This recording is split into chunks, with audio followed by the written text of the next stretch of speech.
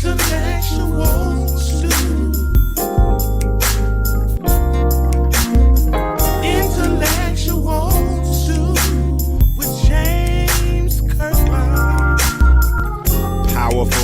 and provocative, prophetic and practical. Have you ever found yourself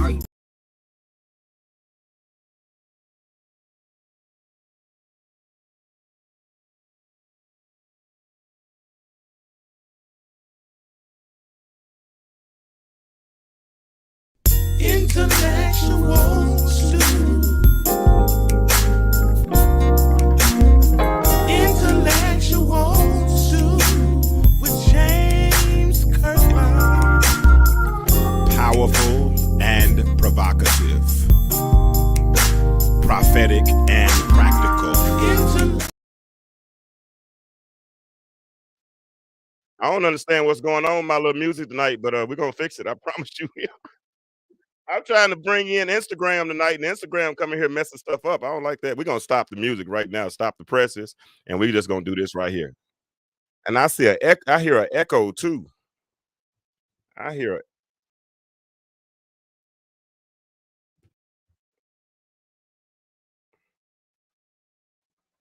All right. All right. Are we good now? Let me see. Hey, Myra, are you there?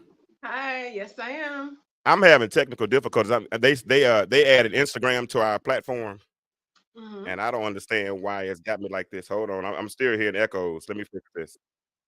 Hold on, I know how to fix it. I know how to fix it. Let's remove this right now.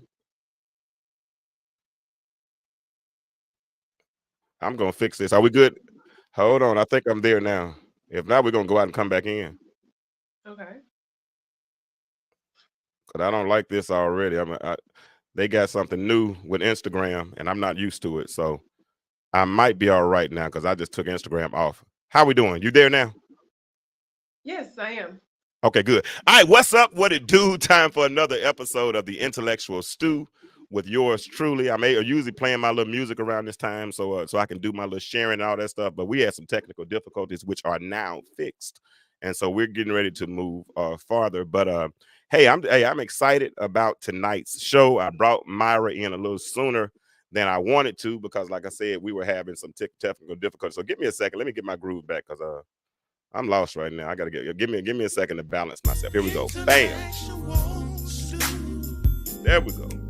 I need to hear it, Myra. If I don't hear my whole song before I get started, I lose my motivation and things just aren't the same. So now we're starting the show at 9:03 as opposed to 9 o'clock. I'm sorry. So if you need to share this thread, huh? People are Say saying something. they can't get in. They can't get in. Yeah, they don't see it. Oh, Where they? Huh? Someone just got it on YouTube, but yeah, It's on my face. They need to go to my Facebook page. It's the link that I shared earlier today. Where are they trying to grab it from? They probably can go to your share it on your just share the thread on your page if you can. Okay. And then they can just go to your page and watch it. But yeah, it's the link that I shared earlier. It's either going to be on my Facebook page or it's going to be on YouTube. We're not going to have Instagram tonight because I don't understand how to work it yet. I'm not the most technically literate person in the world, and I know my shortcomings and I know my weaknesses, and I'm cool with that. I believe in the Pareto principle. I work on my 80% strengths as opposed to focusing on my 20% weaknesses. So I'm good. But listen, I'm excited tonight because we do have a special guest. Her name is Miss Myra Singleton. We met on last week, week before last, a couple weeks ago. I forgot. Just chatting on Facebook and looking at. I think she noticed one of my comments on her page, and she said that was very insightful, and it started a conversation. And then I think she jumped on one of my lives one day, and we were talking. And I said, you know what, I want to get you on my show. I didn't know why I wanted to get her on my show because I was thinking about a different series, honestly. But we had a conversation, and as a result of the conversation, then I said, you know what? People need to hear your story. People need to hear your story because we hear this, especially in the Christendom, we hear this Christian colloquialism about I don't look like what I've been through as to as to indicate that I've been through fire and metaphorical fire, and I don't smell like smoke. I've been through water, but I didn't drown. I don't even look like the remnants of the water. But there have been times in life where you might not have drowned, but you might have felt overwhelmed, or you might have been through some fire and things might have gotten hot on you. But you made it through it. And in making it through it, it made you say, I don't look like what I've been through. Because it seems like, isn't it funny that what you were able to walk on by faith drowned other people? And this is a rhetorical question. I'm talking to the audience right now. The very thing that would have taken somebody else out, here you are thriving after it. And you got this whole thing now called a testimony, right? And scripture teaches us that we're overcomers by the blood of the Lamb and by the words of our testimonies, right? So when Myra and I started talking, I don't know why, because we just met. We didn't know each other from Adam, but she felt comfortable talking to me. And she started sharing some things with me about her testimony. And I'm going to be honest with you, I was floored. I was amazed, because then she started sending me some pictures, and I'm like, really?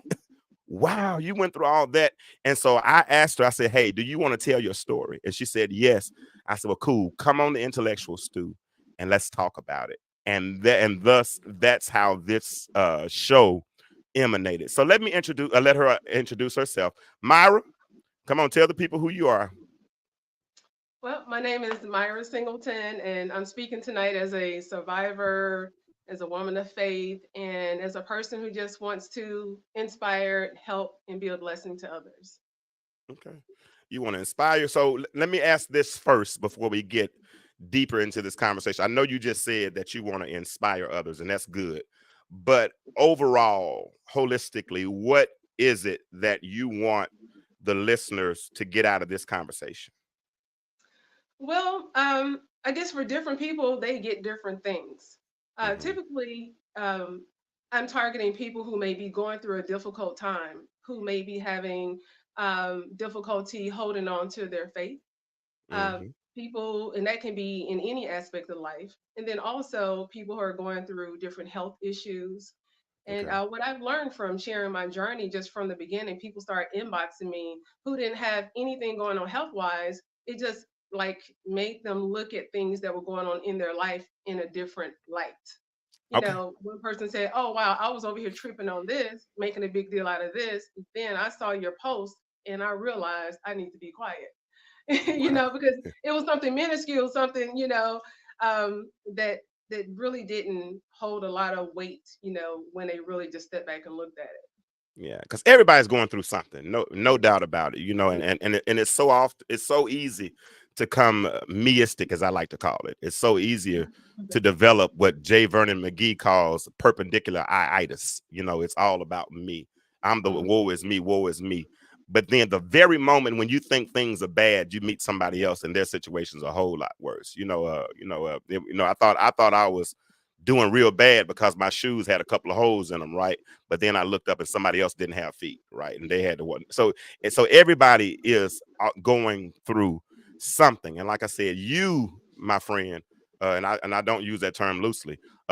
You definitely embody the whole. If I don't look like what I've been through as a person, you definitely embody that, and I appreciate that. So listen, if you're in the comments right now, do me a favor, type in #live and let me know where you're listening to. Listening from, I mean listening from. If you're in Mississippi, I think somebody on this live is from the MI, crooked letter I, crooked letter I, humpback I. So if did you go to University of Arkansas? I'm joking. I'm playing with you.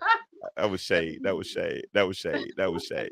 But so wherever you're listening from, do me a favor, hit #live Mississippi, #live Little Rock, #live Atlanta, #live Orlando. And let me see where you're listening from. Okay, we got Reagan Singleton. She's from Mississippi. Okay, my let's get some daughter. more people. That's your daughter? Okay, okay, okay. Oh, duh, last name Singleton right there. And no wonder she says she's gorgeous. Reagan, you probably a little biased in that regard, and that's okay. That's a good thing. That's a good thing. So let's talk. Let's get into this conversation. Let's get Okay, into this. let's go. And you all that are in the comments, if you, I'm thinking about doing something. I'm not putting a time limit on this conversation. So if she gets tired and wants to stop talking, then of course she can let me know.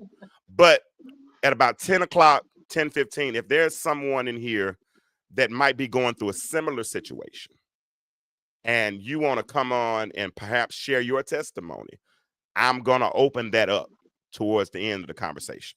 But right now, Myra and I, okay, we got who we got? We got Reagan, we got John Avery from Jackson, Mississippi, we got Shannon Jackson Hill from Dallas, Texas. We got Joe Lavelle. He's not following instruction, but he said, where you from? Oh, he's from New Jersey. We got Stacy Terry from Knoxville, Tennessee. We got Corey London. She had already spoken, but I know she's from Orlando. So here we go. Talk to me about life prior to 2017, because as I know it was 2017 or 2019? 19. Okay, yeah. Talk to me about 2019. I mean, what was prior to going to the doctor? What was life like for you? Your professional life, your faith, your finances, your family. What trajectory were you on at this point in your life? You're in your mid 40s. You know, things are going with. What is life like for you at that point? Well, I would say at that time, I felt like I was sitting on top of the world. Okay. I felt like everything that I had been working so hard for had been coming to fruition. I was in the 6th year of my profession as a licensed insurance agent. And so I no longer had to call leads. Basically, everybody called me. All I had to do was pick up the phone. My daughter was in college. I was making a lot of money. I was in love. I was traveling every other month. And I just felt like life was good in my faith. I was attending church. I was director of hospitality at the church that I was attending. And I just felt like everything had aligned. I was extremely happy. Okay. Okay. And so all these things are going well. And I can relate to the life insurance things. I never started calling the leads, to be honest with you. And that's why I'm stuck where I am. I need to call some leads. I promise I need to call some leads. One of these days I'm gonna call some leads. I'm gonna call some leads. But like, you're on top of the world. Things are going well. Income is where you need to be. You live. I know what side of town you live on. So I get that side of it. Daughter's in college. So by all of societal standards, you're on the trajectory. You're on the path. I mean, you're there. You know what I mean? Got income. I mean, all these things are right. And then all of a sudden, something prompts you to go to the doctor. What happened? Well, I had been having problems with a cough off and on, Okay. but that's pretty typical every year. I spend a lot of time outside planting flowers, doing yard work. It's kind of like my therapy, and I like making things pretty. Okay. So I typically get some type of allergies that turn into a lot of times a sinus infection. So at first it was nothing really alarming, and then I would treat it and it would go away, and then it just kept coming back. And so I ended up going to see an ENT. He comes in the room, puts a scope down my nose. He's in and out the room in 5 minutes, and he tells me to just use Flonase every day, and I'll be fine. That Okay. was January 2019. Okay. So I started using the Flonase. The symptoms still just kept coming back, and I just started coughing worse, worse, and worse. And then, blood started being involved. So I made a doctor's appointment with my primary caregiver. They Excuse gave me. me Can I let me stop you right quick? Hold on, real okay, quick. When you said blood start coming up, are you talking about blood through your nostrils, blood out of your mouth? out of my Where was? mouth. Okay. Okay. Okay. hmm Yeah, Okay. because the coughs would just be so hard, just constant and hard coughs. So it was very, very unusual. Okay. And so, but a lot of times it would be treatable by cough medicines. It would kind of calm it. And so I went to the doctor again, and they gave me a narcotic cough medicine. Okay. And I was told that this should take care of everything, which it did pretty much. But they said if the cough comes back, come back to them. So 2 weeks later, the cough didn't come back, but I developed a wheezing sound. And Mm. it was just sometimes like breathing, I could just hear like a little wheeze. And I just, okay, this is something odd. This is this is new. And then it got to the point where it was really bad. I remember one day I was going to take a nap so I can get up and run errands. And this wheezing sound kept waking me up out of my sleep. Oh So I wow. recorded myself and I sent it to my mom, and she called me back, and she was really alarmed. She told me to go to the emergency room right away. She thought maybe my airways were closing down. Okay. And I just thought it was kind of funny because my mom is, she's far away and I'm her baby. So I'm thinking she's kind of overreacting. And I'm like, Mom, no, I'm taking Mucinex. I'm fine. I felt fine. I had just cut limbs off my trees like the week before. And then I'm getting ready to go to Home Depot and go to Ross. And so, she talked to me and she just said, just go to the emergency room just for me. Okay. And I went to the emergency room and um, they took x-rays and they saw the tumors everywhere. And that's how everything started. Wow. Wow. So now, wow. Okay. If you all are listening, please do me a favor. Type hashtag live. Let me know where you're listening from. Atlanta, Little Rock, wherever you're listening from. The conversation is getting real now. We're on with Miss Myra Singleton. In 2019, she was on top of the world thing by societal standards. She's doing well. She's making good money. Daughters in college. All these things.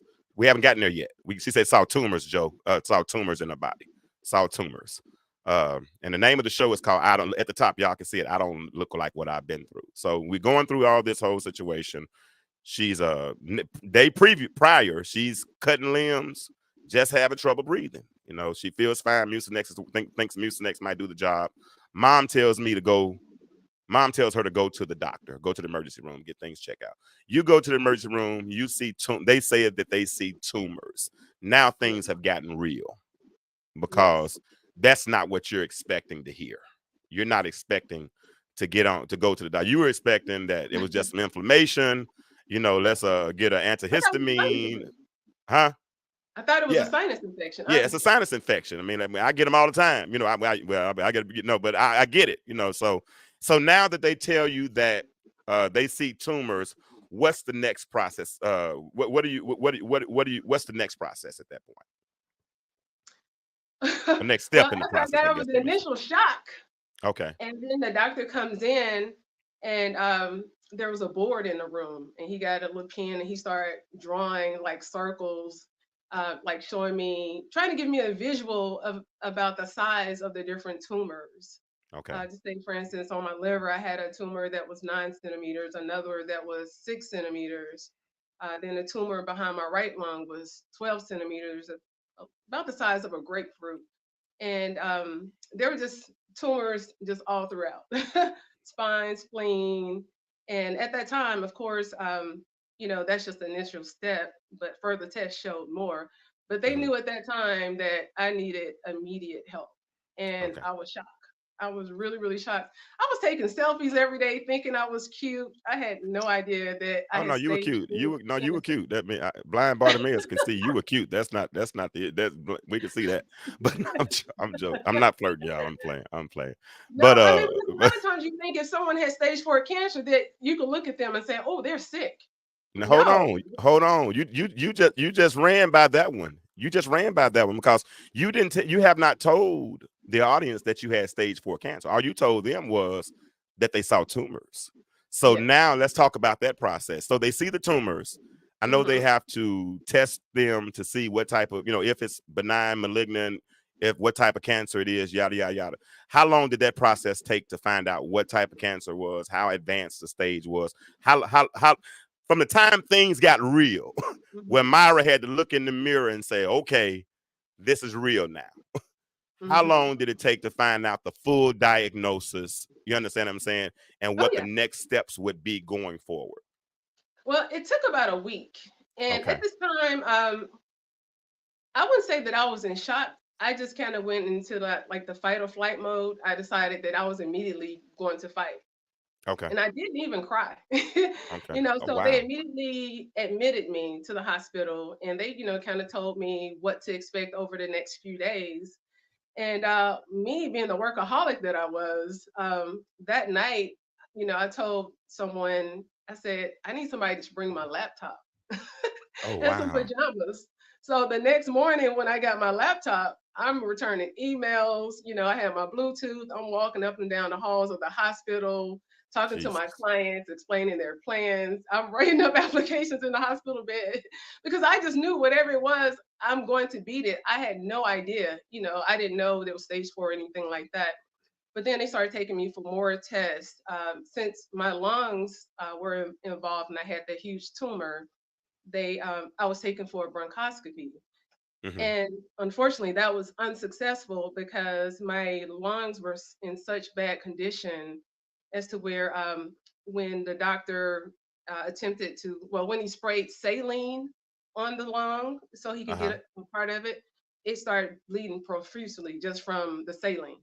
So Wow. he wasn't able to do it. And then, not to mention, I woke up in the middle of the process. Oh, He said, "Yeah, you won't feel it. You won't remember anything." But I woke up and I'm like, "Yeah." And everybody, I just saw everybody's eyes get huge. Yeah. So that was so. I think just kind of fast forward. I think I went in like on a Saturday, and then by that Wednesday, when I got the results of the bronchoscopy, and the doctor showed me um, a picture of my left lung versus my right lung, hmm. and they looked totally different. One was healthy, and one looked like someone who smoked 100 pack of cigarettes per day. And Wow. I looked at that, somebody who never smoked, never used drugs. I was just shocked. I said, "Wait a minute, that's in me?" And Wow. he said, "Yes." And that's when I broke down. Wow. I could not believe it. And Okay. then just from that point, they had to do more tests to figure out what type of cancer it was. So they had to do a biopsy of my spine. That's when they get a hammer and beat. It's almost like they beat a needle into your back each Oh, time they Jesus. hit your whole body is Wow. moving with it. And so from that, they were able to get more information and determine that the cancer had destroyed all the bone marrow in my spine as Oh, well. my. Yeah, so Jesus. then they started saying, well, after we treat the cancer, you're going to need a bone marrow transplant. So Wow. there was just so much. And so then they did a PET scan, and then they sent me home that Friday, and then set up the arrangements for me to get my port installed. Gotcha. All right. And once again, thank you so much for sharing this. Because, like I said, and be, hey, tell as much as you want to tell. It's Mhm. your story, and I get it. Listen, everybody in chat, share this. We got about probably another 30, 45 minutes. We're gonna talk again. We're gonna go a little bit deeper. She's gonna share some more with us. And you think you're going through something, and we sit in here and we argue with people we don't even know on Facebook and on social media and concerned about. And see, Myra, that's why I bring, I can care less about Will Smith and Jada. I can care less about Diddy and all the stuff he got on. I like local celebrities, right? Because people that are touchable, people that we work with, we go to church with, people we eat, all these types of things, right? Because these are the people that inspire us, right? Now you have had them discover, doing all these violent things to your body, and I can relate because I almost lost my father earlier this year. He had a heart attack and crashed 4 times, and when he had to have quadruple bypass surgery, and they told us some of the violent things they did to his body by using a circle saw to cut open his sternum and all these types. Because I can imagine what they were doing to your body, right? And so many people couldn't even imagine. So you've gone through this now, and they're doing all these tests, and then they finally come in, and what kind of cancer do they tell you it is? Hodgkin's lymphoma. Hodgkin's lymphoma. Tell the audience how rare Hodgkin's lymphoma is. Hodgkin's lymphoma is so rare to the point where I had better odds of winning the lottery. It only affects 8,000 people per year in the United Wow. States. Wow. So if it only affects 8,000 people, then that's something. It's not like prostate cancer because people, there's so many tests, so many cases of it, right? So they can work on it. They have a whole lot more tests they've done on that, right? They got more data on that. Same thing probably with cervical cancer, breast cancer, all these types of different things, right? But hear Yeah. this, okay, Joe Lavelle. Oh wow, Joe, make sure your dad hears this. Joe Lavelle just said, Myra, that my dad has lymphoma now. Hey, Mm. Charlotte. Yeah, he said my dad has lymphoma now, and let's understand this, you all in the audience. And Reagan said that's her mama. Let me put that on the screen. She said walking miracle. I can relate because my dad is a walking miracle. And since we started talking about this show, I probably had 3 or 4 people come in my inbox and tell me they were walking miracles. And if they're listening tonight, as I said at the end of the show, if you want to come in and share part of your testimony, especially after hearing what Myra went through and how she came through it, then if you feel compelled, like I say, inbox me, let me know, and I'll send you the link and we can do this. So now you know you have Hodgkin's lymphoma. Only 8,000 people a year. They only treat about 8,000 cases a year. And so you know now you can identify your giant, right? Now you can identify, because you know in any type of enemy that you face, the worst enemy is the enemy you don't know. Because you don't know what angle he's going to come from, right? So if we're going to go here, let's go ahead and do it tonight. The worst enemy is the enemy you don't know. But once you know, see, when Jesus ran up on some a herd full of pigs, and he said, you know, he wanted to ask the demon what his name was. He said, "My name is Legion, for we're many," right? Because he had to identify him before he could cast him out, right? So at this particular instance, you need to know what type of demon, a devil, or cancer you're dealing with, so you can prepare the war properly. Because you told me something when you said once you found out the diagnosis, you said you went into warfare. And well, you didn't say use those words, but you said, what did you tell me? You knew God was going to do what? Oh, heal me. Yes, immediately. You said, no doubt about it. No Faith doubt about kicked it. right in. Yes. Faith kicked in like autopilot. So and the enemy came in like a flood. God lifted up a standard immediately. So you knew immediately at that moment God was going to heal you. Yes. Okay. I did. So where did that faith come from? I was always raised in the church, and I've had so many instances in life where I couldn't see my way out of a situation, and it was just so doubtful. And God pulled me through every single time, regardless. I mean, it's just really just amazed me. So I've been through enough situations to know what God will do, and I've seen it with other people. So, and I know what God's promises are. Yeah. So I just started speaking it. Even though I didn't know the journey that I had ahead of me, I immediately started saying, I'm healed. I just have to go through the process. So even when I first made my initial post on Facebook to let people know what my diagnosis was, the picture that I posted, I said, I'm healed. So some people were confused. They thought maybe, oh, I was telling them about it after the fact because I said I'm healed. I said, no, I am healed already. I just started speaking healing over me. And that's just the mindset that I had from the beginning. Some spiritual people that reached out to me were telling me, they were just trying to make sure that I had the tools to stay, to kind of keep my faith, because there are going to be times where you're doubtful or you feel weak, and it's okay to have those moments. You just can't stay there. But they were letting me know that they're there if I needed them. And so just how to speak certain things, like I learned, you don't say I have cancer. You say the diagnosis is, or you say the doctor's reports show. Wow. So those are the things that that's how I started navigating things from the beginning. Then I started correcting people around me who would say certain things. Like even now, people will say, "Are you in remission?" or "How long have you been in remission?" I say I don't use that term. I just say healed forever, because remission means the amount of time in between the next time it can reappear. So it's a one and done. So I've just been claiming that from the beginning. Girl, don't make no shout me here. I will do it. I promise you. I will shout. I will shout. So you said it was, in your mindset it was one and done. So you had the right mindset. No, so today I went and visited my chiropractor, and my chiropractor acquainted me with a book by Carol K. Truman, and the name of the book is called "Feelings Buried Alive, Never Die."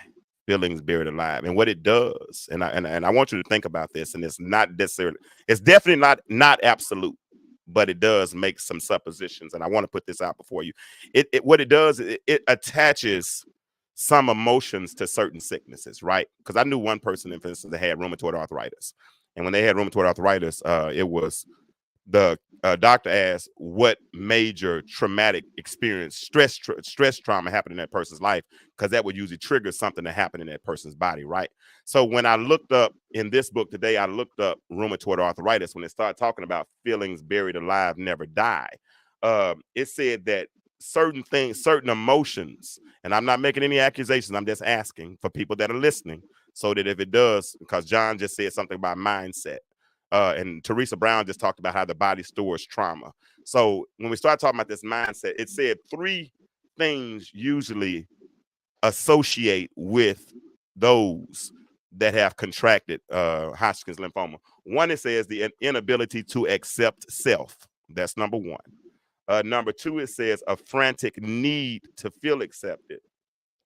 And then number three, that person feels a continual need to prove themselves. Now, you think about what I just said. I'm going to say it one more time. And then y'all in the audience, y'all, if you find yourself doing these things, try to correct them. Number one, there's an inability to accept yourself.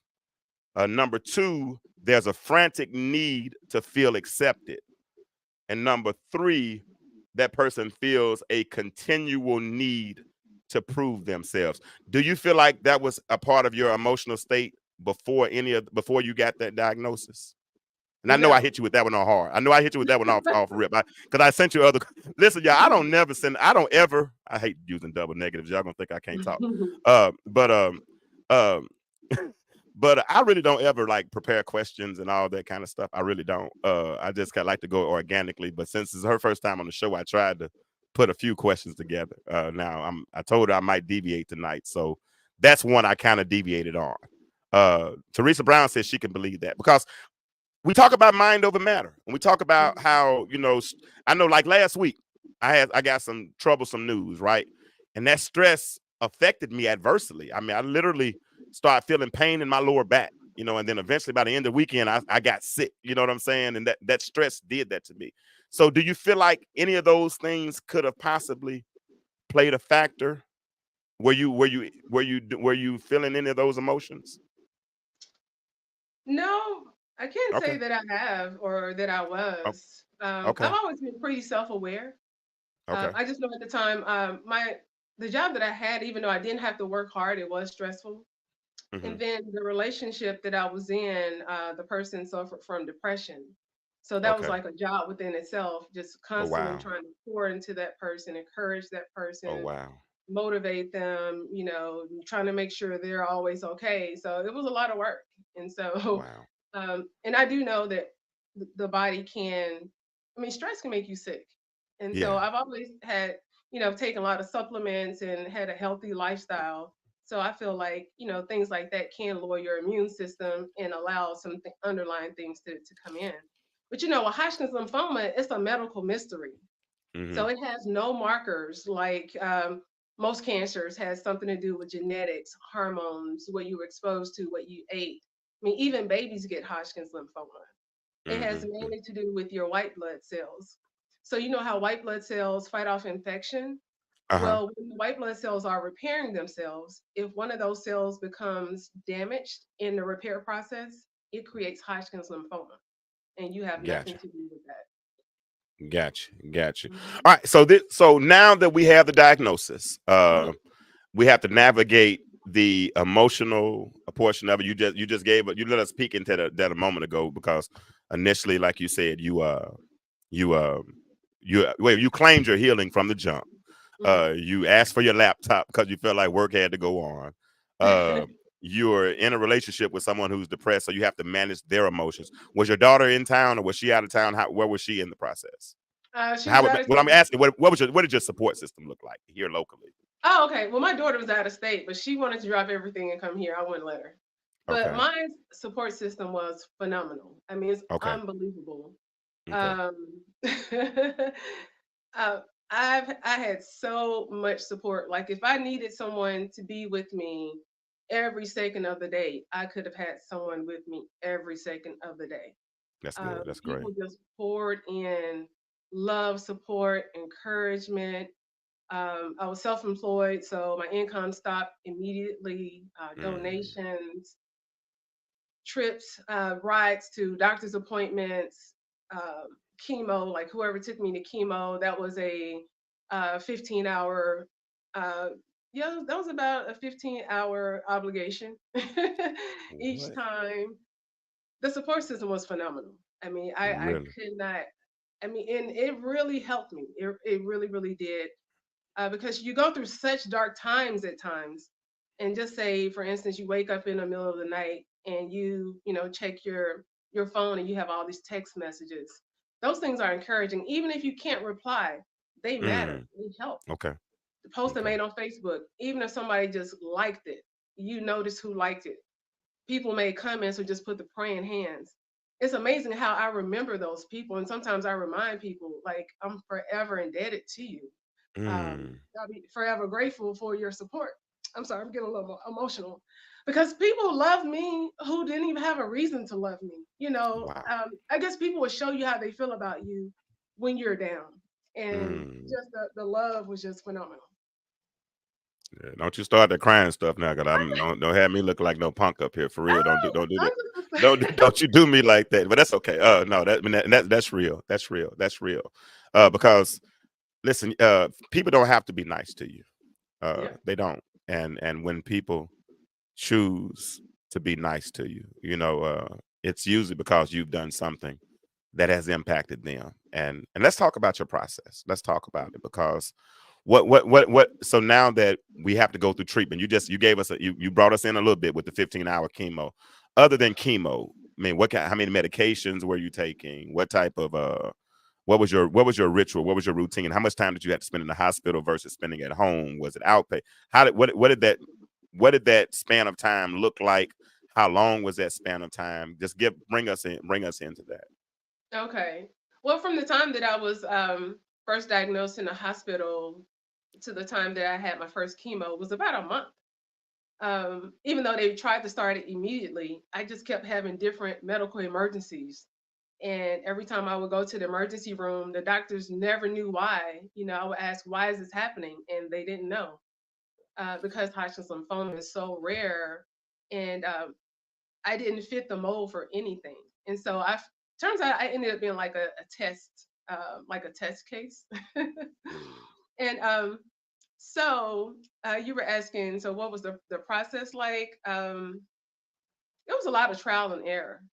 If this doesn't work, we'll try this. If this doesn't work, we'll try that. But just to go in the background of things, my whole body chemistry changed. Hodgkin's lymphoma swells you up. Just think of like a milk carton where the milk begins to sour, how it just starts to swell. That's how I began to look. And then I was on a lot of steroids because I couldn't breathe. Then I was on oxygen that I had to use 24 hours a day. And because the tumor was so big on my lung, and both my lungs were totally filled with cancer, I Oh had to sleep wow. with my back to the headboard from Jesus. July to January. So if I had waken up and I had slid to the side, I was going to be in a lot of pain just that day. Well, just to go back a little bit more, just to tell you about like the damage Yeah. that they realized that I had. Hmm. The cancer destroyed bone marrow in my brain. It was in my neck. It destroyed part of my left clavicle. Now, this is outside of the tumors. It Wow. destroyed three bones in my rib cage on both sides. Destroyed my hip, part of my tailbone, and it was in my hip Jesus. and legs. And I felt a lot of soreness. They asked me, they said, "Well, were you sore?" And you didn't feel anything, but I worked out a lot and I always lift heavy. So I was Mm. always sore. So if my upper body was sore, okay, it's leg day. So that's how I really didn't notice the signs. And so just the process, oh wow. They were trying to figure it out with me. So the Yeah. hospital that I was at initially, they were not prepared for me. They were not prepared for Jeez. my case. I suffered a lot. When I said my body chemistry changed, I ate a lot of vegetables and things like that. Now, with me knowing that I'm in a fight of my life, I'm trying to eat healthy. So I'm eating vegetables. Turns out vegetables made me sick. Oh Fruit wow. made me sick. So then people were bringing me Ensure. Ensure made me sick because of the whey protein. So I had to do Mm. a lot of research on my own, and I found out okay, well the weight isolate, I can handle that. So I ended up transferring to Cancer Treatment Centers of America so I could get more specialized treatment, Okay. and they paid more attention to making you comfortable with the symptoms, not just treating the disease itself. Okay. So to me, that was kind of like a turning point. So I had my own pain management team. I was on 25 different medications a day. It was just a lot. There was a lot. It happened so fast, and Hap- where I ended up losing my mobility and things like that. But yeah, it happened so fast. So you lost your mobility. Are you in a wheelchair now? yes. So you had to go from, and if y'all don't know her, she taught martial arts. She just told you she lifted, so she was in shape. It was, she was very active. It wasn't like she was sitting on her do nothing, doing nothing. She was active. She was doing her thing, and now life has hit her. Life has thrown her a curveball. She missed, and it tried to strike her out. It at least set her down for a little while, and life would do that to you. Life has a way of, as we're going about our daily lives, doing, on our own trajectories, doing our own thing, and then all of a sudden life happens, and something comes and alters your way of life. It changes your outlook. It changes your perspective. It makes you, when you're used to being dependable, now you have to be dependent. Now all those things are. She's a 100% self-employed. Now she doesn't have any income, but thankfully she has friends, and she's going through this. So I know that had to weigh on you mentally. I know that had to weigh on you mentally. So what were the most challenging aspects of dealing with this disease during your treatment?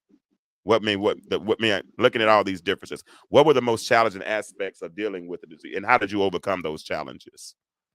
Well, I think one of the things that just hit me the hardest in the beginning is that I knew from the beginning, I was telling myself, well, I'm stronger than most people. So this diagnosis won't affect me like it did others. Girl, I And think I love you. She said, I'm stronger than most people. So I know, y'all listen here. Y'all, I'm about to shout. If I start speaking in tongue tonight, y'all don't report me to the FCC or nothing. But listen here, hold on. I'm gonna stop. She said, I'm stronger than most people. So I know that this cancer, and this is what I'm saying, because what y'all got to understand, what's going on here is what you call faith talk. And faith talk, life is not an event, right? Life is a process, right? We don't just wait. If you live 51 years, you don't just wake up 51. You had to live 50 of those years prior to that 51, right? And so something happened in her life that seeded and produced and caused her faith to increase over the years, because we all have a faith file, or we should, that have our different faith or whatnot. And when we come into a point where we're facing a test, we ought to have something in a faith file, or something that we can lean on to. Because I'm of the opinion, Joe Laville, I'm of the opinion, John, I'm of the opinion, Stephanie, I'm of the opinion, Myra, that a faith that's never been tested is a faith that really can't be trusted. So when it's time to put faith on trial, are you going to call faith then? And to hear you say out of your own mouth, while after they have diagnosed you, that they've taken the whatever you said and hit you at the bottom of the spine, and saw this marrow going around your clavicle and all up and down your spine, and then you have the mental fortitude and the fervent to know that I'm stronger than most people. So watch this. So this cancer won't affect me like that. Oh, that messes me up right there. So when that happened, is that what kept you going the whole time? Is that what helped you overcome the mental challenges of it? Oh yeah, I mean, absolutely. Because even though the doctors were saying one thing, I was telling myself another. Because when I was in a hospital, one of those times, I was hospitalized 3 times within the first 30 days. And Okay. one of those times, I was like, well, when am I getting out? Because I'm supposed to be going to a jazz festival in Ohio next week. And then I said, I have a cruise coming up in September. And Oh so the my doctor's God. like, really? What else you have? And she was just smiling. And she said, tell me everything. So I told her everything. And she said, cancel it. Cancel it all. I'm like, what? She said, you're not going to be able to do it. I said, but I think I can. She said, no, cancel it all. And I Wow. was like, oh, I'm not sure. I said yes to her, but to myself, I was like, no. But then I saw very quickly what what she meant. No, but no, I Yeah. love it. I love it, because I mean that's an amazing faith, and people, yeah, Joe asked a moment ago something. He said, in spite of your faith, how did you keep from doubting? And I think doubt, and you can answer that question. In fact, let me put the question back up here for Okay. Joe, and you might have answered it to an extent. Let me see if I can find it. He said, how do you fight the doubt that comes even with your faith? That's what he said. How did you Wow. fight the doubt? Yeah. Good question, Joe. Good question. If The, anybody else has a question, I'm sure she'll be happy to answer it. So let's bring it. Let's ask him. I'm watching. Go ahead. I mean, How did you? the doubt is there because whenever you're going through something like that, the enemy is right there. He's waiting for you. So the enemy wants to defeat you. He wants you to question your faith or lose your faith. So with me just making it a focus every day, I had materials that I read every day. I had healing scriptures, healing prayers, affirmations that I did every day. And sometimes, let me tell you how bad it got. So whatever fears you have, when you start going through a life-threatening situation, the enemy makes it so those fears amplify. So if you're Mm, claustrophobic, then you start having problems. I start having problems with elevators.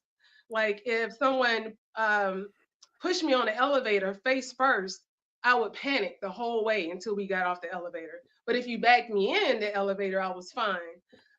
Just even being in a car, I would feel like I couldn't breathe. I would have to like turn and look out the window the whole time. Like this is crazy. I mean, I never had problems with any of these things.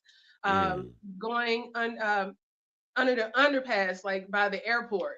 You know, we had to go that way every time to go to Cancer Treatment Centers of America. If I saw that, I would immediately start sweating. Then in my dreams, the enemy was waiting for me in my dreams. So it wow. made it so I did not want to go to sleep, but I had to go to sleep. I had to rest. So yeah, just bad dreams, nightmares. So just reaching out to my spiritual partners, praying, talking to God, and sometimes I would just rebuke the devil just out loud. You know, just tell Yeah. him that I belong to God. You know, I Yeah. would just like yell that in my house, Yeah. and Yeah. just having just a good support system, somebody that you can That's check good. in with and just be vulnerable with. Um, it really does take a village. It really does. And I say everybody has moments where they start their faith begins to waver, but you know we really don't have to have a lot of faith. You know, just the faith the Mm. size of a mustard seed.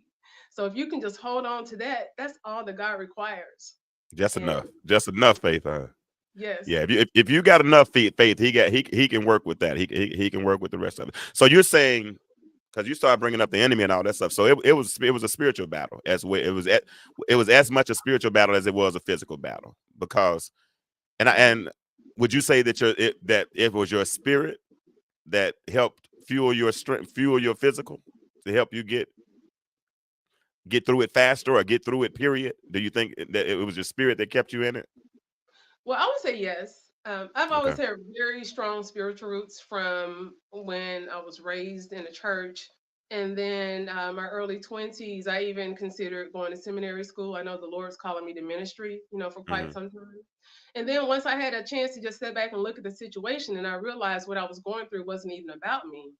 Wow. Because for a couple of years before my diagnosis, I had been asking God to show me what it was He wanted me to do.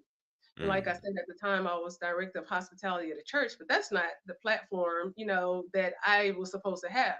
So when I Hmm. got the diagnosis, I didn't question God. I wasn't upset. I just asked God to heal me. And so as I was going through all of these things and suffering, um, I realized that actually God had answered my prayers. He it's almost like he chose me. Well, he chose me to go through that journey so I could be equipped with the different things that I needed to be a blessing to other people. Now I know that Mm. sounds kind of crazy to some, but Okay. once I realized that, it even strengthened my faith even more. Because Wow. even throughout the process of me going through treatments, um, I had started getting so weak, and my chemo was very aggressive because it was advanced stage 4, to the point where I had become so weak. And you have to qualify for chemo. You know, first in the beginning, you have to have an EKG. If your heart's not strong enough, you can't. So I used to pretend that I could walk better than I could when I would go to my Mm. appointments because I wanted that strong chemo, keep giving it, because they said they would have to dilute it. Mm. And so uh, I don't know. I Take your guess my time. Take mind your time. just Take your sometimes time. I Take your forget time. about these things. I'm sorry. I know. I said take your time. I mean, we got time. So let me ask this because you told me something earlier. And like I said, I want you to say it. I don't, so I just try to draw it out of you. Okay. How bad did things really get? I mean, what was the worst point for you? What was the lowest point during Of the course. process? Well, I mean, at one time, you know, there was thoughts of suicide, Okay. and I think that's very common. I mean, because your whole world changes. I was Wow. someone who's always self-sufficient, and now I'm someone who I can't even take a few steps. Jesus. Didn't even know what my life was going to be like, and I was in constant pain, constant pain. Mm, Um, every day I just used to count down the hours to the next day. To say a Jesus. typical day for me was sleeping probably until 4 o'clock. I would try to make it down the stairs. While I would make it down the stairs, it would take me probably 20, 25 minutes to get down the stairs. And I would make my way. I had a rollator. I borrowed my mom's rollator, so that was helpful. Um, I would eat like some food, like maybe someone brought me or some rice check cereal. Just say if I Mhm. warm the food up in the microwave and then I sit on the couch, turn on the TV, it was always the news. I would fall asleep because I would be so exhausted from just doing that. So I wake Jesus. up, warm my food up, eat, take my 25 medications, and then I get back in bed and I mark off on the calendar, waiting for tomorrow. 25. 25 medications. Hmm. Yep. Wow. So I mean, I actually, each chemo, I'm just like, okay, just I had circled each chemo day. So every day I just marked off. So that was my life. So you said you thought about suicide, of course. But were there any did it at any point at the hospital did they almost lose you due to any of the treatments or anything of the sort? Did it ever get crucial? Or did you ever cope? Because I don't know, like my dad, he was in ICU. That he Mhm. crashed 4 times and they had to shock him and bring him back and all those kind of things. Did it ever get Mhm. that bad with Hodgkin's lymphoma? Well, yes, because what was happening to me was outside of the norm. It wasn't like when they pulled out the textbook, the things that were happening to me did not match up. To say, Okay. for instance, when I had my first chemo, um, I developed all these pains, my back to the headboard, how I had to sleep. And once my back was removed from the headboard, so like use the restroom or whatever, there was so much pain, excruciating pain, and I couldn't Jesus. breathe. I had constant breathing problems. Went to the emergency room. The doctor said, "I'm glad you came when you did. You have life-threatening blood clots." And Hmm. so I have a real high tolerance for pain. So I'm thinking I must have two or three clots. And when I asked him, he kind of started chuckling. He said, "No, you have too many to count." I'm like, Wow. "Too many to count?" And he said, "Yes, you have several behind your right knee. You have several large ones in both lungs. And then those Jesus. large ones have small blood clots attached to them. And then I had one in my left jugular vein. So, all Wow. it takes is one to take you out of Wow. here." Ah, no, this is hey y'all. This if you know anybody that has had cancer and survived it, anyone that's presently dealing with cancer. A friend of mine just got diagnosed with prostate cancer recently. Anyone that can benefit from this story, tag them. We're gonna be on for another 15, 20 minutes. Tag them. I want them to hear this because I want you to see how beautiful she is now. Mr. Doberman Club. I'll ask that question in a minute. But right now, let me stay on this train of thought right now. Uh, now, physical appearance I know is usually a big thing. You just said you thought you was cute, taking all your little selfies and all that stuff prior to this diagnosis. I'm joking that y'all that don't know me, okay, I do joke a lot. I joke and I don't smile when I joke, so a lot of times you can't tell I'm joking. But often I realize physical appearance and health can be closely associated. How did having Hodgkin's disease challenge or shift your perception of beauty and strength? Wow. Well, it forced me to find beauty in places that I never even thought Mm, about before. Um, Jesus. my physical appearance was altered. Of course, you lose your hair, lose your eyebrows, your eyelashes. And then, as I mentioned, I was swollen. So my lips, nose, face, everything was swollen. And sometimes I would catch a glimpse of myself in the mirror. Sometimes you forget that you're sick. Like if you wake up, you just wake up. But I can see the mirror from my bed, and it would startle me sometimes because I would see an old man, looking at me. But it was me. So I had people around me who always told me I was beautiful no matter how I looked, because I remember one time saying that I looked like a monster. And No. my niece said, Auntie Myra, don't say that. You're beautiful. But that's just how I felt. And I didn't know if God was going to restore my looks, not to say that I'm being vain, but I want to be me again. Mhm. So, and then the chemo for Hodgkin's lymphoma actually destroys muscle. And my body type is very muscle heavy. Mhm. So Mhm. my body ended up being like silly putty. And No. it's like I had to rebuild my muscles. Like I had to start all over again with 2 pound weights.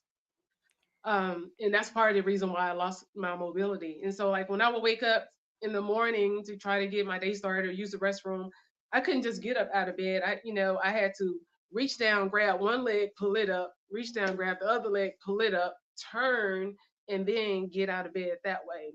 And then just sitting on the toilet just to get up, it was a task. And I had to like rock 1, 2, 3.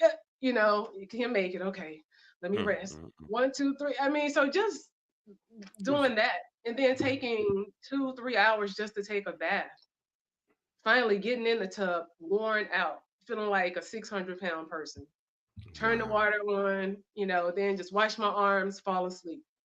Wake up, add some more hot water, wash something else, fall asleep. So I would do that probably 3 or 4 times every time I took a bath. Yeah, and a lot of things I didn't even tell my family, because you don't want them to worry. So a lot of things I just kept to myself, I which get it. my daughter probably never heard that before. Yeah, Antoine, I understand your question. It's just, I mean, it's not somebody. It's not really. It's not with the line of my relative as far as what I'm going to talk about this particular month. Somebody wants to know if you want to say it, it's your business, but they want to Okay. know how much was your treatment. I know you were selling, but they're trying to find out how much you. And I respect all comments, but I kind of try to Oh, stay on a well, that's train fine. of thought. Yeah. It But was over $2 million. oh my God, $2 million. Yeah, each chemo was about $160,000 for each There you go, chemo. my friend Antoine. There you go. Over $2 million in treatment. There you go. And then there was a shot that you would get. There was a shot that I would have on my arm that would release some medication 24 hours later, so I wouldn't have to go back. And that shot was $35,000. $35,000. It adds up quick. Yeah. Wow. Wow. hmm Wow. Wow. Wow. Well, Prophet John said, where's the book? So I guess you need to start writing as soon as possible. So let's get back to this beauty thing. Okay. Because of course, beauty, your perception of beauty has changed. You started to find beauty in other places. I think that's one of the most awesome answers I've ever heard in my life. But I want to commend. Do you mind if I commend you for something? Oh, please. You sent me several pictures while you were going through your process. Mhm. And y'all, I'm not talking to her, I'm gonna talk to y'all. On every picture she sent me, she was smiling. Hmm. So if she frowned, uh, she didn't do it for the camera. She smiled. I don't know if she was putting on to make sure her family thought she was okay. I don't know. I don't know if she was smiling through pain. I don't know if she was smiling to keep from crying. But one thing about me is just my mind, my sequential mind looks for patterns. I look for patterns in anything I do. And every picture you sent me, and you sent me before you sent me before, during, and after pics. She sent me before, during, and after pics. And between each and every pic, one thing was constant, and that was her smile. Now, while she was going through her chemo, she had a hat on. She covered her head. You could see the hair was missing. But she smiled. And I'm saying that because it's so many of us, even those on this line listening now, even those that might hear this tomorrow, hear this next week, whenever you hear it, we go through a lot less, but we're frowning and we're upset all the time. We let life happen and we respond so negatively. We act like, we flunk the test of life so many times. I tell people all the time, Myra, life lends lessons, but we just got to consider the clues, right? But so many times we miss the clues and we sit over here arguing over semantics, and we try, and we're missing the point on little dumb things, right? Grandmama and them said something, Dr. Taylor. She said, it done got late in the evening and the sun's going down. And I understood what grandmama meant right then, right? Now love is lost. You know, families don't love like they used to love. Everybody becomes so egalitarian in their approach. We're majoring in the minor, as Dr. Bishop Taylor just said on the mat. You know, but these are the things that matter. I mean, because we have this beautiful young lady, this soul, this woman who has a daughter that has done all the things right, graduated from the Jackson State University. I mean, and moved to Atlanta, bought her own house. I mean, I'm sorry about the Jackson State part, but moved to Atlanta, got her own house. I mean, built a career. If you make it 6 years in the insurance industry, where you don't have to make cold calls anymore, you really wrote yourself basically a six-figure salary without even have to do anything, because you got enough renewals and things of that nature to start I get it. I mean, I understand. So she's built this, and then all of a sudden, bam, roadblock. Things have changed. I mean, so how long was that chemo process? How long was the process where I started taking this chemo and then things start getting better? Well, my chemo was for 6 months. Okay. And after I rang the bell for my last treatment, and I go in for a follow-up visit with my oncologist, that's when he hit me with, "Oh, you're going to need 20 rounds of radiation." He knew it from the beginning, but he didn't want to overwhelm me. Okay. So I'm like, wait, what? Because I'll never forget when you first check in at Cancer Treatment Centers of America, you get your schedule for the whole day, and they had like radiation oncology. And my sister-in-law at the time, Melita, was with me, and I looked at her. I said, "We can skip this appointment. We don't have to go to this one." And she was like, "No, we probably need to go to it." And then when I went to that appointment, that's when I was told that I needed 20 rounds of radiation. And I'm like, wait a minute, what? Because with the radiation, you have to have it every day, Monday through Friday. So I'm thinking, this is almost 70 miles from my house. This is a lot to ask for people. And I've already had people to take me back and forth to all of these appointments, because not only did I have appointments with chemo, I had appointments with my ENT. I mean, sometimes I would have 6 appointments in one day. So I had so many people who would volunteer and just take me. And sometimes I would just put out on Facebook, because I didn't want to wear people out, because some people just like, "I don't care, just let me know. I just drop everything." But no, people have lives and stuff too. And so once I found out about the 20 rounds of radiation, I made a Facebook post saying, "Hey, I just found this out," and my inbox filled up, and it's within probably 30 minutes. Oh my gosh, I had enough people to take me twice a day who volunteered. I mean, that's just how much support I had. And I'm just grateful to God as well. So 6 months of chemo, 20 rounds of radiation. Is that 4 more weeks? Yes, but I 4 had a more weeks week in between. Yes, but then things got worse again, because after I had my 3rd round of radiation, I became so weak. Okay.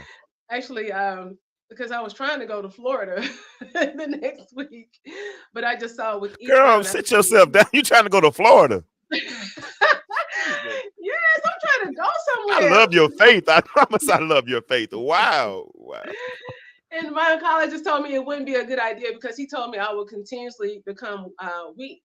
And so I became weak and very fatigued. And it was to the point where I can only be awake maybe 4 to 6 hours within a 24-hour span. That's just how exhausted my body was. Wow. Let me read Erlanza's, and we're gonna come back to that timeline in a minute. But let me read what Erlanza says. It was a long post, but she needs to get it out. She said, "Jesus praise you. My dad was told us in March that his stomach and chest was hurting. My dad told us in March his stomach and chest were hurting. Took him to the ER, and they said he had heartburn. Came home, and it wasn't going away, and took him to another hospital ER, and they found this huge lump in his stomach. It turned out it was cancer. 2 weeks later, he passed away, 2 days after his birthday.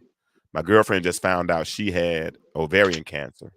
I have 3 family members that are breast cancer survivors, but I praise you and commend you for your testimony." All right. That's good. That's good.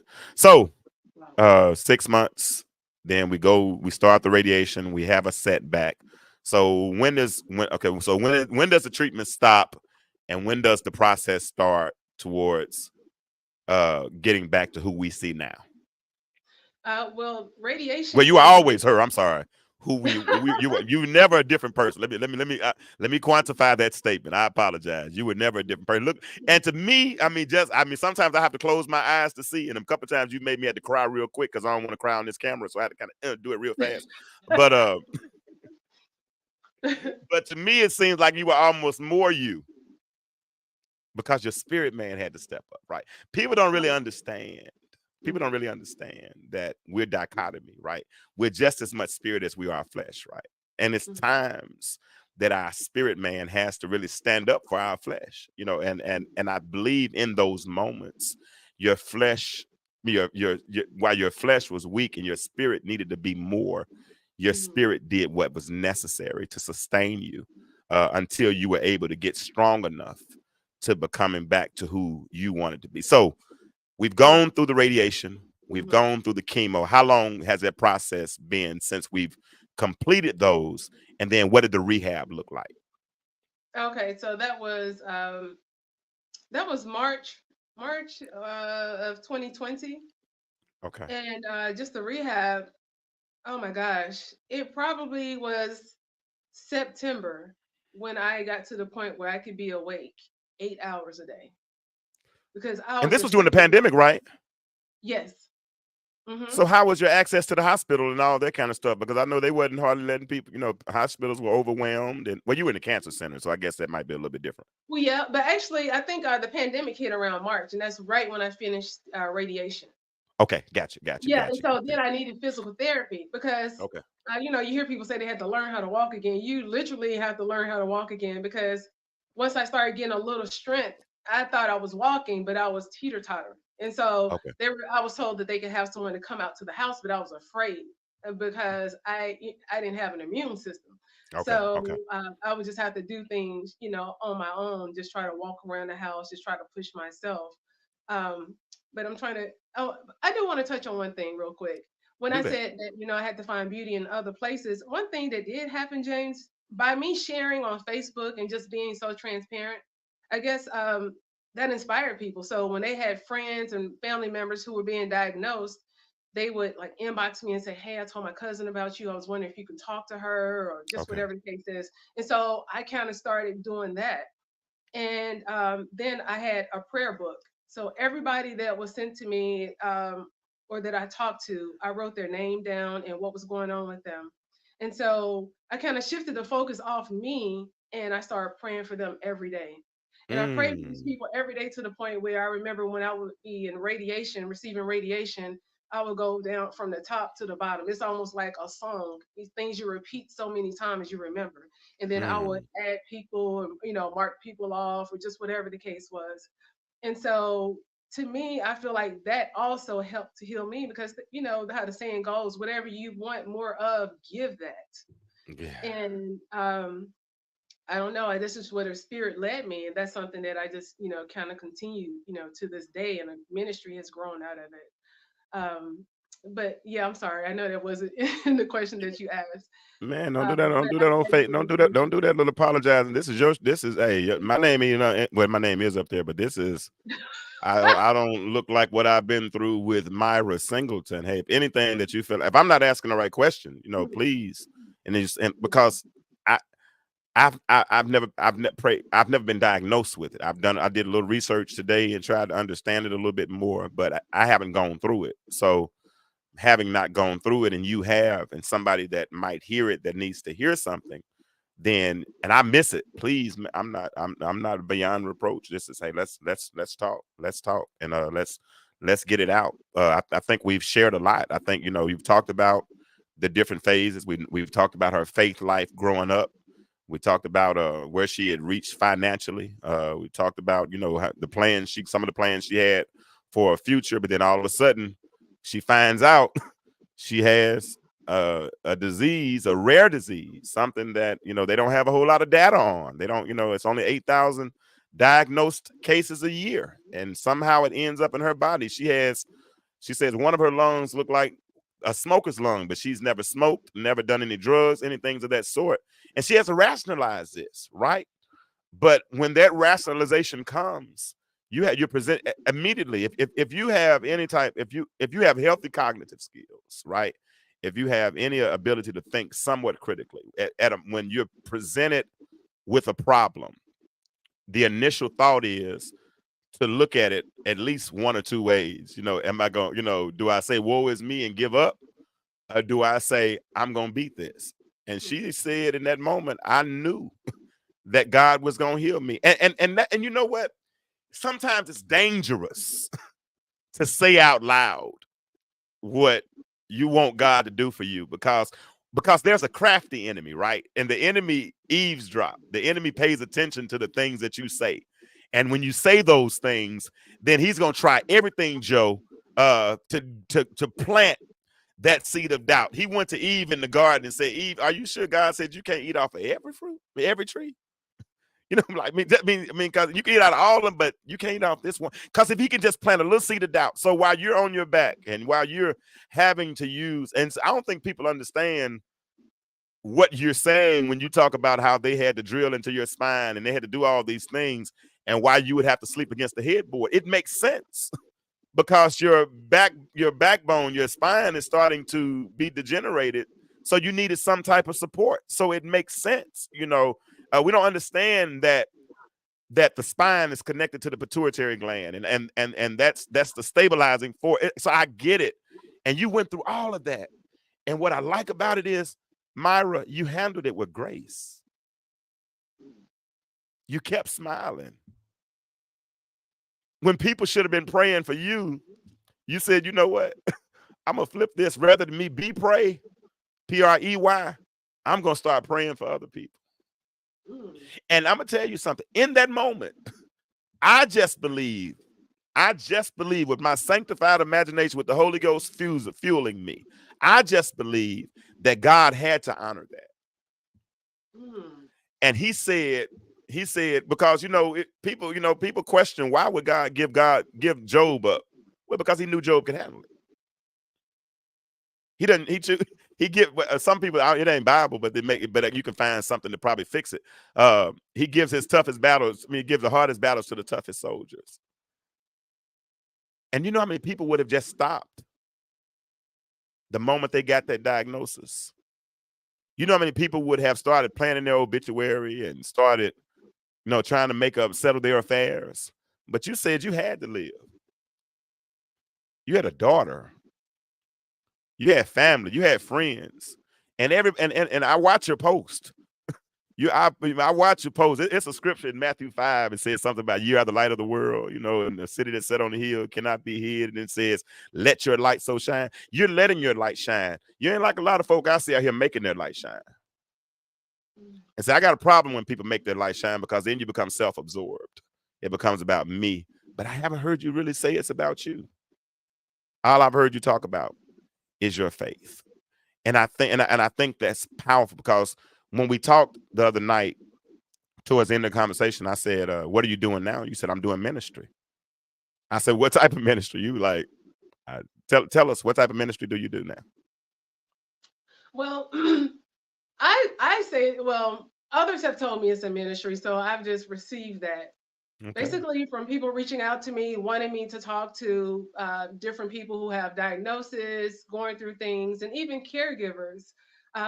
It just kind of grew from there, and it's been a few years now. Because the things that I've went through, I can relate. No matter if you talk to someone who loves you with every fiber of their being, if they never experienced it, they cannot relate, even though they may want to. So when people tell me different things, it's like I'm a safe place. They can tell me things that they're afraid to tell their family because they don't want their family to worry. Or they tell me certain things and I say, oh yeah, I remember that happened to me. Or when that happened to me, this is what I did. Or ask your doctor to try this or try that, because I went through so many different things that were trial and error. And then just sometimes, like, I didn't tell my family some things because I didn't want them to worry, and it backfired on me because I ended up being sent to a doctor at CTCA, and she asked me different questions, and she said that due to the fact that I held certain things in, it created anxiety and panic disorder. and I can Okay. believe that. Okay. So I want to be like a safe place where people can just talk to me freely. And then sometimes patients don't know what they need. Sometimes people ask me, "What can I do for you?" And I would say, "I don't know." I mean, because I never been through it either. And Hmm. so with the caregivers that I talk to, I can give them tips, give them ideas, things to try. So and I talk to people. I mean, there have been people that I've talked to or ministered to from all over the United States, and some of them don't even speak English. I have to speak to their children, and they translate. Oh So my God, that's amazing. that's where God has put me. So it takes me back to me asking God to show me what it is you want me to do, and that's where I Wow. am And today. that's the and don't God got a weird sense of humor to take you through all that to put you in that position, right? That's a That, weird sense of humor. that was my All right. boot camp, I guess. That was hey, at least you came through. You a soldier. You a that my friend John just said she's a frontline soldier of faith. So I get it. Two more Oh, questions. Number one, okay. in what ways has your perspective on life, health, and well-being changed as a result of your experience with Hodgkin's lymphoma? In what ways has your perspective on life, health, and well-being changed?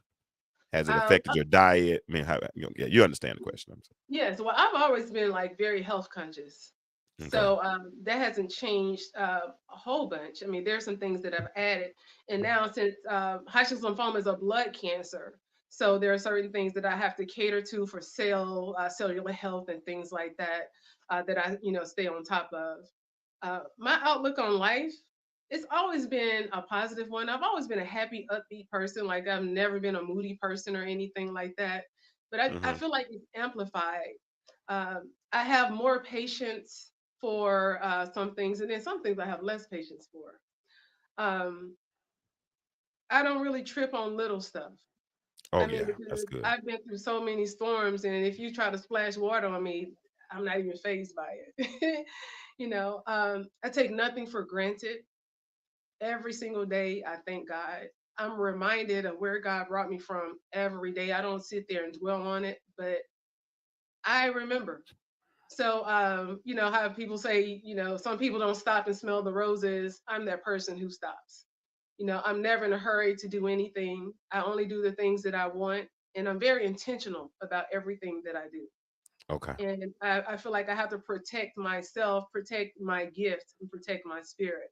So I have to watch the people that I have around me as well, and make sure that those people are, trying to walk the walk as well. gotcha, gotcha. That's good stuff. Listen, we're going to wind this conversation down. Those in the audience, I appreciate everyone for listening. We're not done yet, though. We got probably about 5 or 6 more minutes. If you want to support this platform, you can. I'm going to put the PayPal and the Cash App QR codes up there. Several things we're trying to do to expand this platform. I do like to bring on local celebrities. I like to bring on. We talk about different types of things. We talk about dating. I was married 20 years, ended up going through a divorce, so I had to learn how to date again. So I brought women on and had them show us how to date them. I've done a whole dating after divorce. I've done a whole lot of different things. But we call it the intellectual stew for a reason because we're able to talk about so many versatile things, faith, whatever.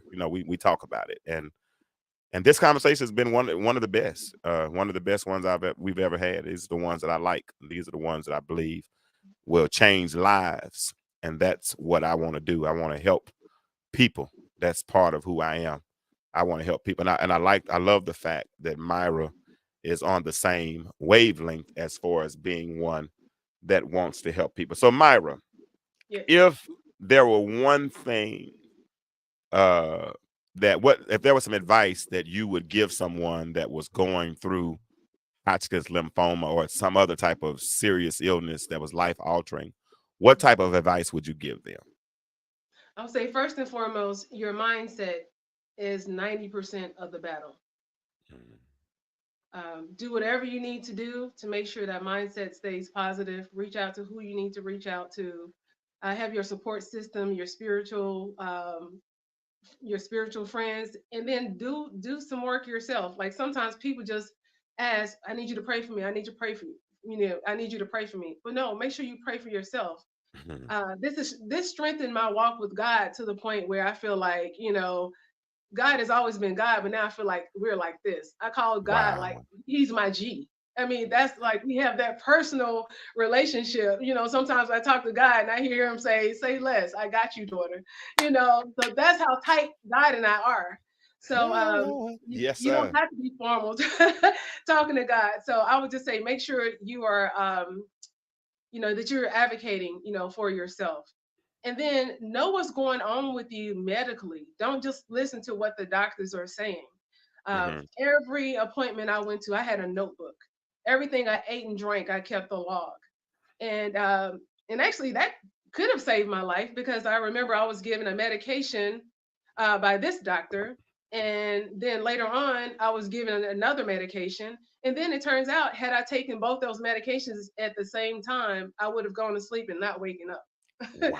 So be an advocate, do research, have people to do the things for you if you can't. But when you can, just do all that you can. Um, and if you need help, let people know you need help. People want to help. Don't be proud because I know I was like that. I'm the type of person I don't like to ask anybody for anything, but God put me in a situation where I had no choice. Mm. And some people, I mean, people want to help because actually that's how we get our blessings is by helping others, being a blessing to others. So I don't know, it's probably just so much more, but I would just say just try to hold on to your faith. Um, and use the resources that you have.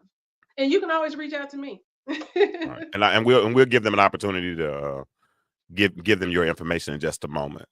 So I just put the link in the chat for anybody that is perhaps that has not just to come on and talk. I'm not with that.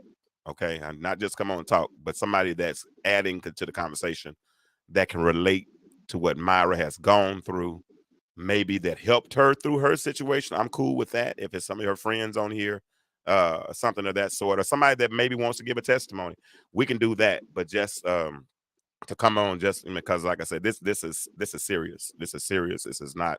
I don't like it.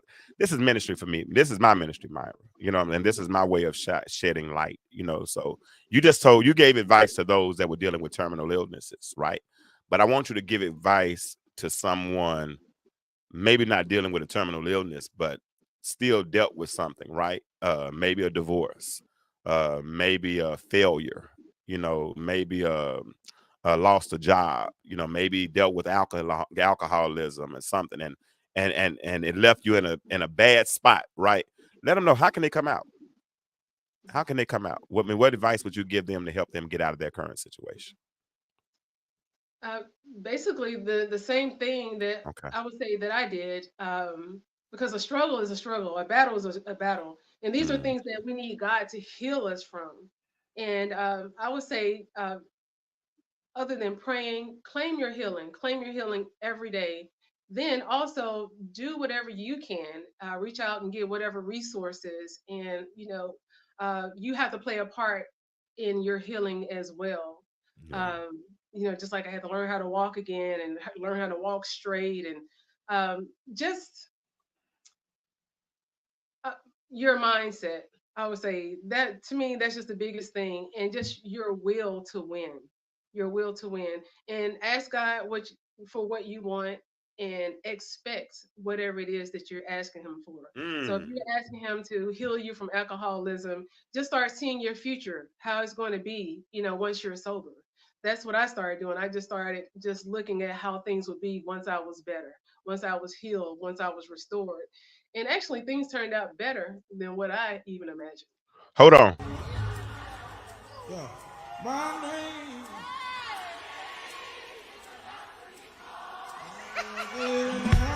he's about to blow my mind. All right, I'm back. He just blew my mind, so I had to bring that out right quick. My fine. He's about to blow my mind. Did he blow your mind with this one, or did he blow your mind, or did you expect it? Because certain things I pray for, he don't really blow my mind because I expect him to do Mm. No, I would say that he would. He did. I mean, because before I was so focused on money, money, money, money. it. But when I Okay. was going through everything that I was going through, I realized that it didn't matter how much money I made or had saved, it wasn't going to make me better quicker. And I Okay. realized that had I passed away, I would have really regretted missing out on so many things in life. So it shifted everything for me. Now I'm Mm. all about quality of life, Yeah. making memories. Now Mm. I'm rich with that, even though I live a conservative lifestyle, but I'm fine. I want for nothing. Yeah. So it really changed everything and put things in perspective. So I was on track to make about 250,000 a year. I got sick. Wow. Um, I really don't even care about that. I don't care about that. I just care about making memories, living life, and just enjoying. Because sometimes people work, work, work. They don't even get to enjoy life. And So it's I would never have that twisted again. And I would encourage other people to kind of take a look at that as well, and not let it be something drastic that happens to make you realize, like, I'm really missing out on things that I can't get back. That's amazing. Sheila Sanders said I had a friend who went through not telling anyone what she was going through, and we lost her last month because when we found out, it was totally out of control. So you got to share that, have a support system, and share that with your support system. I'm glad. I'm thanking God that the things that you were trying to keep away from your family, Myra, that they didn't have to find out afterwards. You know what I'm saying? So, but you knew. She said, "I knew it. I knew God was going to heal me." I'm done. That does it for me. I mean, that's faith talk, and faith talk is faith does things that I've seen. I've seen faith remove spots off X-rays. I've seen faith pay bills. I've seen faith do a lot of things. Right, when it's real faith, when it's Hmm. real faith, it doesn't mean that you won't have moments where your faith is challenged or your faith is tested. But I said it earlier. I don't believe. I believe that any faith that has not been tested is a faith that can't be trusted. And Myra, God tested your faith, and from what I can tell, you passed. Uh, from what I can tell, you passed, and from what I can tell, it seems like that He's approved you, and He's proven you, and He continues to prove you. So, do you still have complications from the surgeries or anything of the sort at this point? There are some residual things, but I do want to mention something that I just thought of. I'm sorry. No, um, if you apologize one more time, you better stop. Stop. okay. So when I went back to see my oncologist after I had my last treatment, rang the bell. He said, "I'm going to be honest with you." He said, "When you first came to us, we weren't sure if we could save you." He said, Wow. "But we just saw that fighting spirit in you, in your faith. Ah, It just made everybody want to give their all." And even the first hospital that I was a part of out in Lawrenceville, some of the nurses, they're my friends, Facebook friends now, because of the strength. They just couldn't believe it. And to me, I'm just being me. I didn't think this was a big deal. And yeah, it's just, I don't know. Sometimes I just take it all in and I don't realize how major something is until someone points it out to me, because I'm just oblivious. Like, I was just doing what I thought or felt that I needed to do. wow. I'm speechless. I don't get speechless often, everybody. So but I'm a little speechless tonight. I'm a little speechless tonight. So I appreciate that. Hold on, I ain't do none of my commercials tonight. Hold on, I gotta do my commercial right quick. Then we get out of here. Hold on, let me do my commercials. They're one of them. Hey, let's change the world together. Get your The World is Changing tea at www.theintellectualstew.com. Listen, friends, I was stuck in a state of stagnation. I was depressed after a divorce. I was marinating in my misery, didn't want to do anything, didn't want to work, didn't want to go anywhere. I just wanted to stay where I was. But then all of a sudden, I had an epiphany. And I realized that where I was not where I was supposed to be. So I made an adjustment. And you know what I did? I got on the path to better. You know why? Because I realized that better existed. And you know what I want to do? I want to invite you to join me on the path to better. Get your On the Path to Better t-shirt at www.theintellectualstew.com. Will you join me on the path to better? All right, so there goes that. So I had to do my little commercials right quick. So I need your address because I got to send you a shirt since you're on the path to better. I got to send you one. So inbox me so I can get you a shirt in the mail. And anybody else that wants to support this platform, like I said, you are welcome to do that. All right, so you've told us, you've given encouragement, you've given your testimony. Um, Anybody that has heard that testimony, what you are going through it might be bad, but trust me, somebody else is going through worse. I'm gonna pray in a minute. I don't pray every time we go out, but I'm definitely gonna pray tonight since we've had a lot of faith talk, and I'm gonna operate in my incumbent responsibility. But before I pray, is there anything that you want to leave the audience with, or and anybody in the audience? Before I leave, don't speak now, forever, or hold your peace. I put the link in if y'all wanted to say something. If you don't want to say anything, but you want to ask another question, ask it now. Because like I said, she's gonna give her final remarks, and then I'm gonna pray us on out. And like I said, we're gonna roll out. What you got? Talk to me, Myra. Anything you want to say in closing? Well, yes. I'm just reminded of my visits to like the specialist who put the scope down my nose and just brushed everything off 7 months before I was diagnosed with stage 4. And then just the different doctor's appointments that I had. I would just say just be vigilant about your health. Sometimes people ignore things and sometimes they don't want to go because with Hodgkin's lymphoma, the oncologists didn't know how fast it developed or anything. So because they know so little about it, because I was wondering, did I have this before when I went to see? And he just was, negligent and not looking enough. But anyway, I would just say and then just always try to take care of your body, your temple. Sometimes people just push the limits with drugs, alcohols, foods, and things like that because all my doctors told me if I wasn't in the shape that I was when I was diagnosed, Mm. which I had never had anything other than childbirth and allergies, they said I would not be here today. Wow. Yeah. Wow. Let's pray. Eternal God, our Father, thank you now for this, our time of sharing. Thank you for Myra. Thank you for her life. Thank you for her family. Thank you for her friends. Thank you for fortifying her future. Father, we realize that you are God that never fails, and you've proven it by making her an example. And that example, God, is now is one that we can all see. And now that we see it, someone that's going through something similar or something maybe not even as bad, Father, that now they can move on a little further simply because they know that if you did it for her and you're not a respecter of persons, that you can do it for us also. So, Father, I thank you now. I thank you for her life. I thank you for everyone that is on this particular video tonight, whatever they might be going through, whomever they might be connected to. Father God, allow them to be a light in that individual's life. Father, allow them to come to know you like Myra did in a more personal way. God, allow them to know you. Now Myra knows you as Jehovah Rapha, the God who heals. Somebody else needs to know you like that.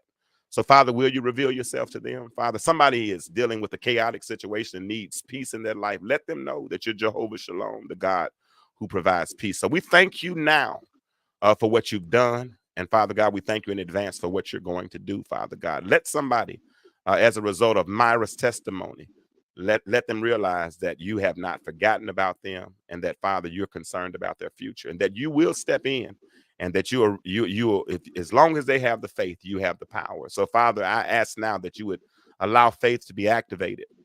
Allow faith to be activated, Father God, so those that stand in need of healing can know, Father God, that you are a healer. And then once they are healed, that they'll give you the glory. God, we thank you now for what you've done. We thank you for what you're doing, and we thank you in advance for what you will do. Bless now in Jesus' name. Amen. And thank God. All right. I don't even want to get off because it was a good conversation, but I appreciate you, man. Have I missed anybody? Okay, can I? Joe Lavelle said, "Can I add you?" Tell everybody how to reach you. Tell them Instagram, Facebook, whatever. How should people reach you? If you talk, and if you Facebook. listen, if you talk slow, I'll type it. Let me put it in them. Do it. If you Oh, talk slow, I'll type it. Can you talk slow? yeah, just Myra Singleton on Okay. Facebook. All right. Facebook, Myra Singleton. Mm-hmm. How you spell And Myra? then I'm joking. I'm joking. Mhm. that's probably the best way. That's the best Okay. way. Yeah, because I don't put a whole bunch on Instagram. Okay. Okay. All right. And if you're on here the first time and you're following me, follow me at James H. Kirkland II. That's my regular Facebook page. But if you send me a request to my group, it's called Stew Nation, the followers of the Intellectual Stew podcast. We keep these conversations going all the time. We try to have adult conversations. Now sometimes they go a little left. Some people just Myra, I've learned that some people, if you put a post up, I think they think they're supposed to argue. Hey, it's Facebook. I, man, they like to make general posts specific. You know, I mean, it just something can be true and not be applicable to you, right? Mm-hmm. If I Right. put a general post out, then I would say, "Well, my mama didn't do that." Okay, I'll get up, but I digress. Anyway, we try to have good conversations. So if y'all want to be a part of that group, I appreciate you. Myra, we friends now, man. Give me a high five in the spirit. Give me a That's high what five we in the on. spirit. Yeah, we're going to meet for lunch or something. I appreciate you, y'all. I'm sure everybody was blessed by this testimony. And if you weren't, yeah, if you weren't blessed by this testimony, you might already be dead. And that's spiritually. I'm not. I mean, I use a lot of metaphors and parables at certain times, and I do that. But yeah, if you wasn't moved by this, if something doesn't, if you can listen to somebody's testimony like this and not shed a tear, not feel something inside of you might already be dead. Real talk. Real talk. Let me turn my music on so I can get out of here. I like my little music. Yeah, I hate I didn't get my intro in earlier because I was trying to learn whatever though. It didn't happen. So hear my music here. All right, so we out. Thank you everybody for listening. I appreciate you all. That's my music. That's me singing.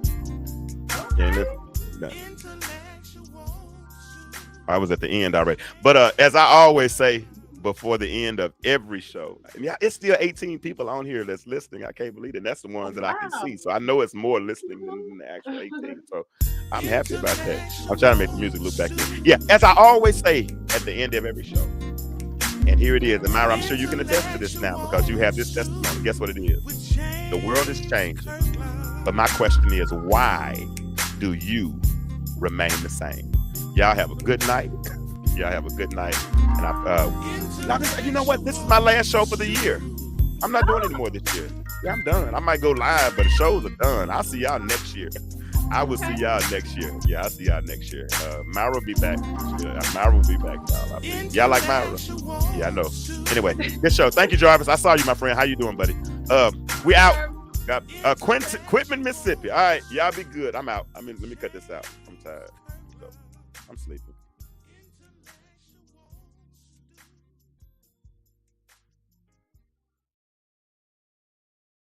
Intellectual stew.